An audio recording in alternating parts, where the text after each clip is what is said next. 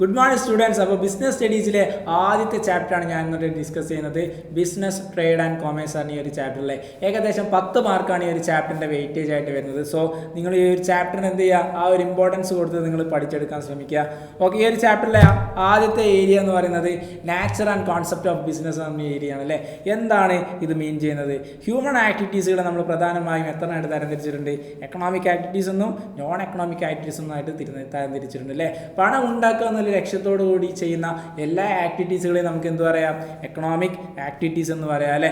അതായത് എന്താ, നമ്മൾ സ്കൂളിലേക്ക് ടീച്ചർ പോകുന്നത്, ഒരു മാനേജർ ഓഫീസിലോട്ട് പോകുന്നതൊക്കെ എന്തിനു വേണ്ടിയിട്ടാണ്? പൈസ ഉണ്ടാക്കുക എന്നുള്ള ലക്ഷ്യത്തോടു കൂടി വേണ്ടിയിട്ടാണ് അല്ലേ. സോ അതിനെന്ത് പറയാം? എക്കണോമിക് ആക്ടിവിറ്റീസ് എന്ന് പറയാം. അപ്പോൾ നോൺ എക്കണോമിക് ആക്ടിവിറ്റീസ് എന്തായിരിക്കും? പണമല്ല ലക്ഷ്യം, മറ്റ് ഉദ്ദേശങ്ങൾക്ക് വേണ്ടിയിട്ട് ചെയ്യുന്ന ആക്ടിവിറ്റീസുകൾ. ഉദാഹരണമായിട്ട് നമുക്ക് എന്താ പറയുക, അമ്മ വീട്ടിൽ ഭക്ഷണം ഉണ്ടാക്കുന്നത് എന്ത് വേണ്ടിയിട്ടാണ്? എന്തിനു വേണ്ടിയിട്ടാണ്? ഒരു സൈക്കോളജിക്കൽ ഹാപ്പിനെസ്സിന് വേണ്ടിയിട്ടാണ്. സോ ആ ഒരു പോയിൻ്റാണ് എന്തുകൊണ്ട് ഉദ്ദേശിക്കുന്നത്? നോൺ എക്കണോമിക് ആക്ടിവിറ്റീസ് കൊണ്ട് ഉദ്ദേശിക്കുന്നത് അല്ലേ. തേർഡായിട്ട് ഇതിലെ ഏറ്റവും ഇമ്പോർട്ടൻ്റ് ആയിട്ട് വരുന്ന ഒരു ഏരിയ എന്ന് പറയുന്നത് ക്യാരക്ടറിസ്റ്റിക്സ് ഓഫ് ബിസിനസ് ആണ്. ബിസിനസ്സിൻ്റെ ലക്ഷ്യങ്ങൾ എന്തൊക്കെയാണെന്ന് പറഞ്ഞിട്ടാണ് അല്ലേ. ആൻഡ് എക്കണോമിക് ആക്ടിവിറ്റീസ് നമ്മൾ ഓൾറെഡി പറഞ്ഞു. എന്താണ്? അതൊരു എക്കണോമിക് ആക്ടിവിറ്റീസ് ആണ്. പണം ഉണ്ടാക്കുക എന്നുള്ള ലക്ഷ്യത്തോടു കൂടി വേണ്ടിയിട്ടാണ് എന്ത് ചെയ്യുന്നത്? ബിസിനസ്സുകൾ ചെയ്യുന്നത് അല്ലേ. ഫസ്റ്റ് വൺ ആയിട്ട് വരുന്നത് എന്താണ്? And economic activities. Second one എന്താ? Production or procurement of goods and services അല്ലേ.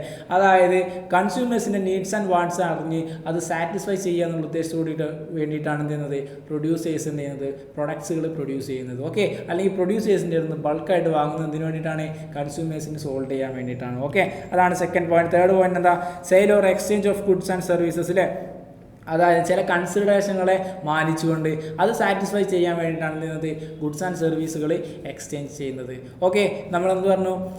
റെസ്റ്റോറൻറ്റിൽ നമ്മൾ ആ ഒരു ഭക്ഷണം ഉണ്ടാക്കിയാൽ മാത്രമേ അതൊരു ബിസിനസ് ആവുള്ളൂ. പണം ഉണ്ടാക്കാൻ ലക്ഷ്യത്തോടു കൂടി മാത്രം ചെയ്താലേ അതൊരു ബിസിനസ് ആവുള്ളൂ.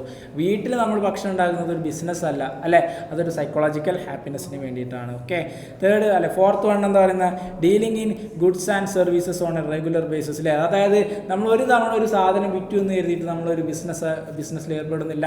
നിരന്തരമായി റെഗുലർ ബേസിസിൽ അത് ചെയ്തുകൊണ്ടിരുന്നാൽ മാത്രമേ എന്താവുള്ളൂ? അതൊരു ബിസിനസ് ആവുള്ളൂ. ഓക്കെ, പിന്നെന്താണ്? ഫിഫ്ത്ത് പോയിന്റ് എന്താ?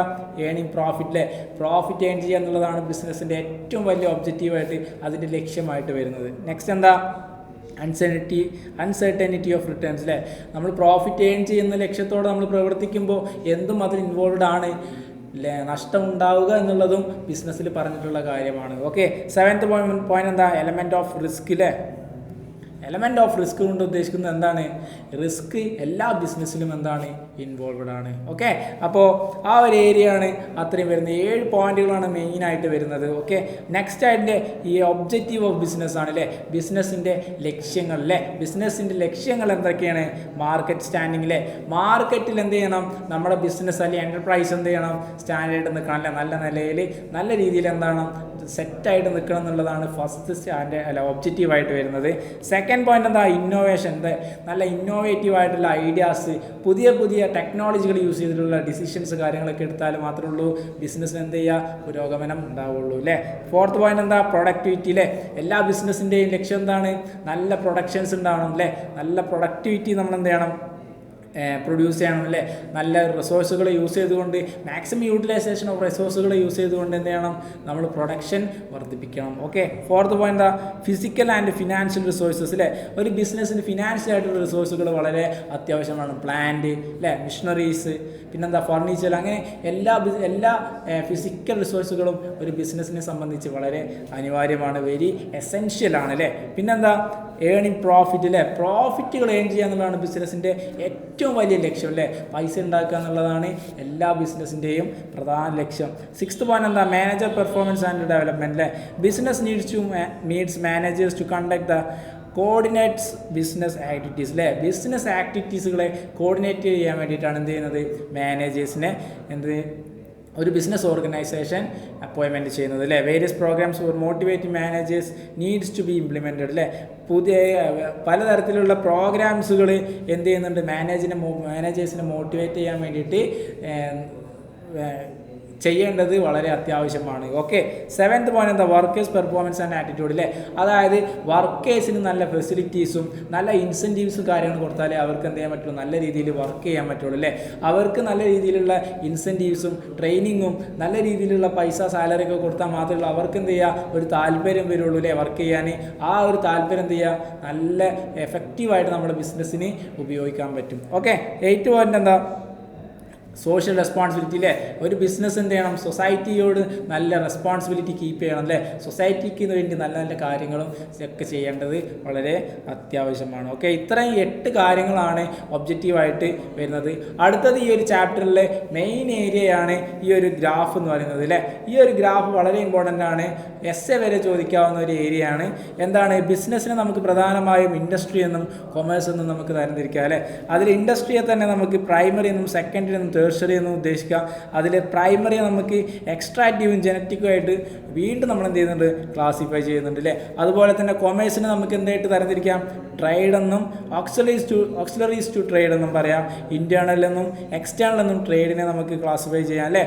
ഇന്റേണലിനെ നമുക്ക് വീണ്ടും ഹോൾസെയിൽ ട്രേഡ് എന്നും റീറ്റെയിൽ ട്രേഡ് എന്ന് പറയാം അല്ലേ. ഹോൾസെയിൽ ട്രേഡ് എന്താ, ഹോൾസെയിൽ ട്രേഡ് എന്ന ഉദ്ദേശം എന്താ, മാനുഫാക്ചറിൽ നിന്നും റീറ്റെയിലേക്ക് കണക്ട് ചെയ്യുന്ന കണക്റ്റിംഗ് ലിങ്കാണ് ആര്, ഹോൾസെയിലർ അല്ലേ. അപ്പോൾ റീറ്റെയിലർ ആരാ, ഹോൾസെയിലറിൽ നിന്ന് സാധനങ്ങൾ മേടിച്ചിട്ട് കൺസ്യൂമേഴ്സിന് കൊടുക്കുന്നതാണ് എന്ത്, റീറ്റെയിലേഴ്സ് അല്ലേ. അപ്പോൾ എക്സ്റ്റേണൽ സോഴ്സിൻ്റെ നമ്മൾ എത്രയായിട്ട് തരംതിരിച്ചിട്ടുണ്ട്, ഇമ്പോർട്ട്, എക്സ്പോർട്ട്, എൻട്രോപോർട്ട് അല്ലേ. അതായത് ഇമ്പോർട്ട് എന്താ, നമ്മൾ സാധനങ്ങൾ എന്ത് ചെയ്യുക, കയറ്റി അയക്കുന്നു അല്ലേ. മറ്റ് രാജ്യങ്ങളിലേക്ക് നമ്മൾ എന്ത് ചെയ്യുന്നു, ഇമ്പോർട്ട് എന്ന് പറഞ്ഞാൽ എന്താ, മറ്റ് രാജ്യങ്ങളിലെ സാധന സേവനങ്ങൾ എന്ത് ചെയ്യുക, നമ്മുടെ രാജ്യത്തേക്ക് ഇറക്കുമതി ചെയ്യുക. അപ്പോൾ എക്സ്പോർട്ട് എന്തായിരിക്കും, നമ്മുടെ രാജ്യത്തുള്ള സാധനങ്ങളും സേവനങ്ങളൊക്കെ എന്ത് ചെയ്യുക, മറ്റു രാജ്യങ്ങളിലോട്ട് നമ്മൾ എക്സ്പോർട്ട് ചെയ്യുക അല്ലേ, കയറ്റുമതി ചെയ്യുക. അപ്പോൾ എൻട്രോപോർട്ട് എന്താ, മറ്റ് രാജ്യങ്ങളിൽ നിന്ന് സാധനങ്ങൾ റിസോഴ്സുകൾ നമ്മൾ നമ്മുടെ നാട്ടിലേക്ക് എത്തിച്ചിട്ട് ഇവിടെ ഉൽപ്പന്നങ്ങൾ ഉണ്ടാക്കിയിട്ട് ആ സാധനങ്ങൾ എന്ത് ചെയ്യുക, കയറ്റുമതി ചെയ്യുന്നതിനാണ് എൻട്രോപോർട്ട് എന്ന് പറയുന്നത് അല്ലേ. അതും വളരെ ഇമ്പോർട്ടൻ്റ് ആണ്. പിന്നെ ഓക്സിലറീസ് ടു ട്രേഡ് അല്ലെങ്കിൽ എയ്ഡ്സ് ടു ട്രേഡ് എന്ന് പറഞ്ഞാൽ ഈ ഒരു ഏരിയ വളരെ ഇമ്പോർട്ടൻ്റ് ആണ്. വളരെയധികം ക്വസ്റ്റ്യൻസുകൾ വരുന്ന, ചില മാർക്കിന് 4 മാർക്കിനായിട്ടോ 3 മാർക്കിനായിട്ടോ വരുന്ന ഒരു ക്വസ്റ്റ്യൻ വരുന്ന ഒരു ഏരിയ ആണ് എന്ത്, ഓക്സിലറീസ് ടു ട്രേഡ് എന്ന് പറയുന്നത്. അതിനെ പ്രധാനമായിട്ടും 5 തരംതിരിച്ചിട്ടുണ്ട് അല്ലേ. ട്രാൻസ്പോർട്ടേഷൻസ് അല്ലേ, ബിസിനസ്സുകളെ സഹായിക്കുന്ന മറ്റ് ബിസിനസ്സുകളാണ് അല്ലേ. അപ്പോൾ ട്രാൻസ്പോർട്ടേഷൻ എന്ന് പറയുന്നത് എന്താണ്, നമുക്ക് ആ ഒരു ബേർഡൻ നമുക്ക് എന്ത് ചെയ്യാൻ പറ്റും, കുറയ്ക്കാൻ പറ്റും. ട്രാൻസ്പോർട്ടിന് ഒരു ബേർഡൻ നമുക്ക് എന്ത് ചെയ്യാൻ, കുറയ്ക്കാൻ പറ്റും. വെയർ ഹൗസ് എന്ന് പറയുന്നത് എന്താണ്, സാധനങ്ങൾ സ്റ്റോർ ചെയ്ത് വെക്കുന്നതാണ് അല്ലേ. അപ്പോൾ എന്താ, സാധനങ്ങൾ കേടുകൂടാതെ നല്ല രീതിയിൽ വെക്കാൻ പറ്റും അല്ലേ. ഇൻഷുറൻസ് എന്താ, നമുക്ക് അതിനൊരു പ്രൊട്ടക്ഷൻ തരുന്നതാണ്, നമ്മുടെ ബിസിനസ്സിനൊരു പ്രൊട്ടക്ഷൻ തരുന്നതാണ്.